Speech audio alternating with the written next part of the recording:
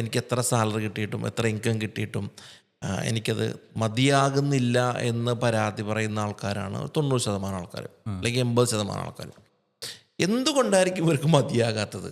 അല്ലെങ്കിൽ എന്താണ് അവർക്ക് കൊടുക്കാൻ പറ്റുന്നൊരു അഡ്വൈസ് എന്താ നിങ്ങൾക്ക്?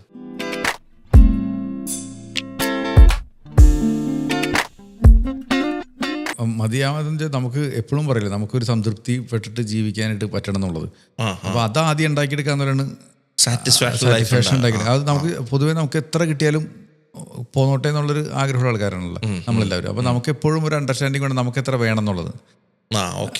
അപ്പോൾ ആ ഇതിൽ നമ്മൾ സാറ്റിസ്ഫൈ ആവാൻ തുടങ്ങിക്കഴിഞ്ഞാൽ നമുക്ക് എപ്പോഴും നമ്മൾ ഹാപ്പി ആയിരിക്കും. പിന്നെ നമ്മുടെ ഒരു പ്രൊഡക്ടിവിറ്റി നല്ലതായിരിക്കും, നമ്മൾ നന്നായിട്ട് പെർഫോം ചെയ്യാൻ തുടങ്ങും. അപ്പോൾ നമുക്ക് അടുത്ത പ്രാവശ്യം നമുക്ക് ഒരു ജോലി സ്ഥലത്ത് ആണെങ്കിൽ നമുക്ക് ഇനിയും കുറച്ചും കൂടി ഹൈക്ക് കിട്ടണം, അല്ലെങ്കിൽ ഇനിയും കുറച്ച് പ്രൊമോഷൻ കിട്ടണം. അപ്പോൾ ഒന്നും കൂടി നന്നായിട്ട് പണിയെടുക്കാൻ നമുക്കൊരു ആശ്വാസം വരും. അതിനേക്കാൾ ഉപരി നമുക്കൊരു സംതൃപ്തി കിട്ടും. എൻ്റെ കഴിഞ്ഞ വർഷത്തേക്ക് പണിക്കുള്ള ഒരു എന്നെ റെസ്പെക്ട് ചെയ്യണ വിധത്തിലുള്ള ഒരു സാലറി ഹൈക്കും കാര്യങ്ങളൊക്കെ എനിക്ക് കിട്ടി. അപ്പോൾ അത് ഒരു മോട്ടിവേഷനാണ് നമുക്ക് ഒന്നും കൂടി നന്നായിട്ട് വർക്ക് ചെയ്യാനായിട്ട്. പിന്നെ ഈ തികയുന്നില്ല എന്ന് പറയുന്ന ഒരു കാര്യമുണ്ടല്ലോ, അതിന് ശരിക്കും പറഞ്ഞാൽ കൃത്യമായിട്ടൊരു ബഡ്ജറ്റ് ചെയ്യാത്തൊരു കുഴപ്പം മാത്രമാണ്. അപ്പം നമുക്ക് കൃത്യമായിട്ടൊരു ഐഡിയ വേണം. നമുക്കൊരു മാസം ഓരോ കാര്യത്തിനും എത്ര ഒരു ഇൻകം വേണം, എത്ര ഒരു ചിലവ് നമുക്കുണ്ടെന്നുള്ളത്. ഇപ്പോൾ വീട്ടു ചിലവിനാണെങ്കിൽ എത്ര ചിലവ്, അല്ലെങ്കിൽ ഓഫീസിൽ പോകാനും പെട്രോൾ അടിക്കാനും അങ്ങനത്തെ കുറേ കാര്യങ്ങൾക്ക് എത്ര ചിലവ്, പുറത്ത് പോയി ഭക്ഷണം കഴിക്കാനായിട്ട് എത്ര പൈസ വേണം, പിന്നെ നമുക്ക് ഓരോ ഇൻവെസ്റ്റ്മെൻറ്റും ഇൻഷുറൻസും അങ്ങനത്തെ കുറേ കാര്യങ്ങളൊക്കെ ഉണ്ടാവില്ല, അതിനൊക്കെ എത്ര വേണം എന്നൊക്കെ ഉള്ളതിനെ പറ്റിയുള്ള കൃത്യമായിട്ടുള്ളൊരു ധാരണ നമുക്ക് ഒന്ന് കഴിഞ്ഞാൽ തന്നെ നമുക്കറിയാൻ പറ്റും കിട്ടുന്ന ഇൻകം നമുക്ക് മതിയോ, അല്ലെങ്കിൽ ഒരു EMI ഉള്ളത് അത് അടയ്ക്കാനുള്ള പൈസ നമുക്കുണ്ടോ, അതൊക്കെ ഒന്ന് കൃത്യമായിട്ടൊരു നമുക്കൊരു ബഡ്ജറ്റ് ചെയ്യാൻ എപ്പോഴും പറ്റും. ഇതിന് ശരിക്കും നമുക്കൊരു ഇപ്പം നമ്മുടെയൊക്കെ ഭാഷയിൽ പറഞ്ഞാൽ ഒരു കംപ്ലീറ്റ് ഒരു ഇൻവെസ്റ്റ്മെൻറ്റ് പ്ലാനിങ് തന്നെ നടത്തണം. അപ്പോൾ നമുക്ക് എത്ര ഇൻകം കിട്ടും, നമുക്ക് എത്ര ചിലവ് വരും, ഓരോ ബാനറിൽ എത്ര ചിലവ് വരും, അപ്പോൾ ഇത് ഏതെങ്കിലും ഏരിയയിൽ നമുക്ക് കട്ട് ചെയ്യാൻ പറ്റിയതുണ്ടോ, ഇതെല്ലാം നമുക്കൊരു ഐഡിയ കിട്ടും. ഇതിന് പല മെത്തേഡ് നമുക്ക് ഉപയോഗിക്കാം. അതിൽ ഒരു മെത്തേഡ് നമുക്ക് ഇനി ഭയങ്കരമായിട്ട് ചിലവുള്ള ആൾക്കാരാണെന്നുണ്ടെങ്കിൽ ഒരു മെത്തേഡ് നമുക്ക് ചെയ്യേണ്ട ഒരു കാര്യം വെച്ചാൽ നമ്മൾ ഏകദേശം ഒരു ഐഡിയ ഉണ്ടാക്കി വയ്ക്കാം, മാസം എത്രയാണ് ചിലവ് എന്നൊക്കെ ഉള്ളത്. അത് എസ്പെഷ്യലി വീട്ടു ചിലവ് കാര്യങ്ങളൊക്കെ നമ്മുടെ കൺട്രോളില്ലാത്ത കുറേ ചിലവുകളുണ്ട്. വീട്ടു ചിലവിലും അല്ലെങ്കിൽ പുറത്ത് പോകുമ്പോഴൊക്കെ ചിലവ് വരും. അതിന് ഒരു മാസം എത്ര ചിലവ് വരും എന്നുള്ളത് ഒന്ന് എഴുതി വയ്ക്കുക. എന്നിട്ട് ആ പൈസ ഒരു മാസം ശമ്പളം കിട്ടുമ്പോൾ തന്നെ ഒറ്റയടിക്ക് തന്നെ എടുത്ത് മാറ്റി വയ്ക്കുക. എന്നിട്ട് ആ പൈസ നോട്ട് കൊണ്ട് മാത്രം GPay ഒന്നും ഉപയോഗിക്കാണ്ട് നോട്ടിൽ മാത്രം ചിലവാക്കാനായിട്ട് ഉപയോഗിക്കുക. അല്ലെങ്കിൽ GPayയിലാണെന്നുണ്ടെങ്കിൽ ആ പൈസ മാത്രം GPayയിൽ വയ്ക്കുക.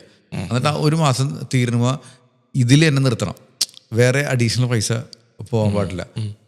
അതോടൊപ്പം എല്ലാ മാസവും ലിമിറ്റ് ഉണ്ടാക്കും. എല്ലാ മാസം എല്ലാ ദിവസവും ഒന്ന് എഴുതി വയ്ക്കുക ഏതൊക്കെ രീതി ചിലവാക്കി, അത് ശരിക്കും അതൊരു നീഡായിരുന്നോ വാണ്ടായിരുന്നോ എന്നൊന്ന് എഴുതി വയ്ക്കുക. അപ്പോൾ ആ വാണ്ടിലധികം വരുമ്പോൾ നമുക്ക് മനസ്സിലാവും എൻ്റെ ചിലവ് കൂടുതലാണെന്നുള്ളത്.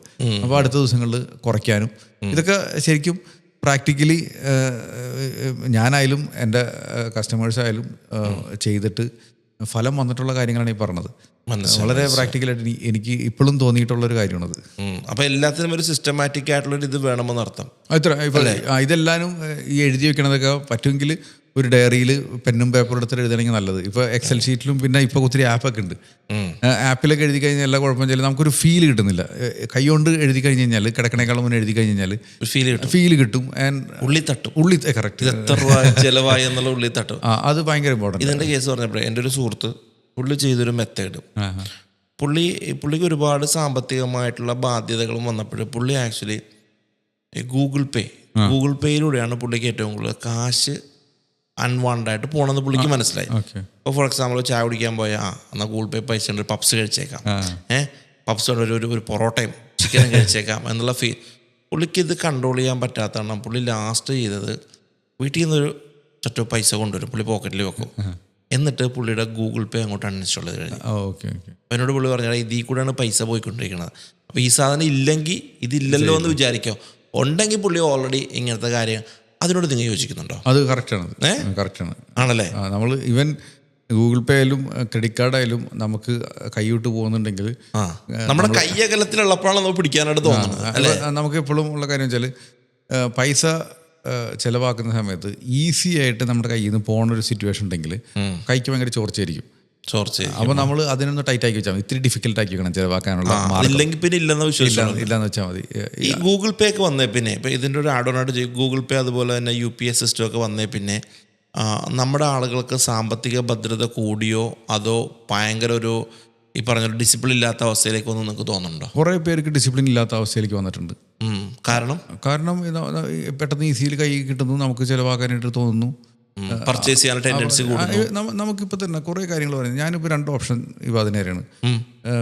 ഇപ്പോൾ എന്താ പറയുക, കാലത്ത് എഴുന്നേറ്റ് 5 മണിക്ക് എണ്ണിട്ട് മുഖം കഴുകി യോഗ ചെയ്തിട്ട് കുറച്ച് നേരമൊക്കെ നടന്ന് എന്നിട്ട് വന്ന് വീട്ടിലൊക്കെ വന്ന് എല്ലാവരും ഒന്ന് വർത്തമാനം പറഞ്ഞിട്ട് ഈ ബ്രേക്ക്ഫാസ്റ്റ് കഴിച്ച് ജോലിക്ക് പോകാം. 8 മണിയാകുമ്പോൾ ഒരു ഓപ്ഷൻ തന്നെയാണ്. അങ്ങനെയാണ് തനിക്ക് നല്ല മനസ്സമാനവും ശാന്തിയും കിട്ടും. ഇനി അടുത്ത ഓപ്ഷൻ വെച്ചാൽ ഇതൊക്കെ അറിയാം പക്ഷെ ചെയ്യണം എന്നില്ല, ഇഷ്ടമുണ്ടെങ്കിൽ ചെയ്യാം. ഏതെടുക്കും നിങ്ങൾ? എനിക്കൊന്നുകൂടി ഈസി ആയിട്ടുള്ളതല്ലേ രണ്ടാമത്തെ ഓപ്ഷൻ എടുക്കും. മണിക്ക് എണീക്കണം, മുഖം കഴുകണം, യോഗ ചെയ്യണം. ഇതൊക്കെ രണ്ടാമത്തെ എനിക്ക് ഒന്നുകൂടി ഈസി. അപ്പം നമുക്ക് എല്ലാവർക്കും ഈ കാശ് ചിലവാക്കരുതെന്നുള്ളത് നമുക്കറിയാം.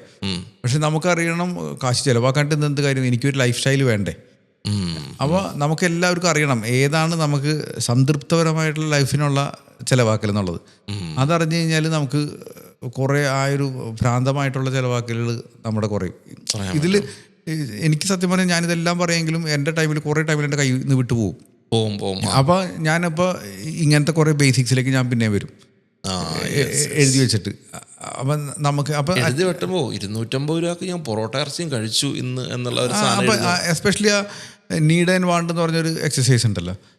അപ്പോൾ അത് എനിക്ക് എപ്പോഴും ഭയങ്കര ഉപയോഗമായിട്ടുള്ള, ഈവൻ നമ്മുടെ കമ്പനി കാര്യമാണെങ്കിൽ ഞാൻ കുറേ കാര്യങ്ങൾ അങ്ങനെ ചെയ്തു നോക്കും, നമ്മുടെ ഓഫീസ് കാര്യമാണെങ്കിൽ അങ്ങനെ കുറേ ചെയ്തു നോക്കും. അപ്പോൾ എനിക്ക് കുറേ വേണ്ടാത്തതും വേണ്ടതൊക്കെ കുറേ കട്ട് ചെയ്യാനായിട്ട് എനിക്ക് കുറേ പറ്റിയിട്ടുണ്ട്.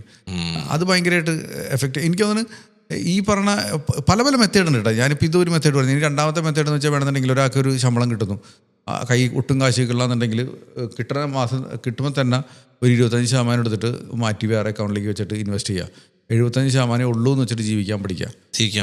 അപ്പോൾ അങ്ങനെയാണെന്നുണ്ടെങ്കിൽ ഉറപ്പായിട്ടും ഇയാളുടെ അടുത്ത് ഒരു കൊല്ലാവസാനം കഴിയുമ്പോൾ ഇപ്പോൾ 1 ലക്ഷം ശമ്പളം കിട്ടുന്ന ആളെന്നുണ്ടെങ്കിൽ 3 ലക്ഷം രൂപ കയ്യിൽ വായിക്കുന്നുണ്ടാവും. ഇത് നമ്മൾ സ്ട്രിക്റ്റായിട്ട് അങ്ങോട്ട് ചെയ്യാന്നുള്ളൂ. അതങ്ങോട്ട് ചെയ്യാന്ന് തുടങ്ങി കഴിഞ്ഞാൽ നമുക്ക് ഭയങ്കരമായിട്ട് നമുക്ക് ഈ ഇങ്ങനത്തെ മന്ത്ലി ബഡ്ജറ്റ് പ്രശ്നങ്ങളെല്ലാം തീരും. എന്നാലും നമ്മുടെ ആളുകളൊന്ന് ട്രൈ ചെയ്ത് നോക്കട്ടെ ഈ മെത്തേഡ് കേട്ടോ. അടുത്ത എപ്പിസോഡിൽ വീണ്ടും കാണാം. Thank you.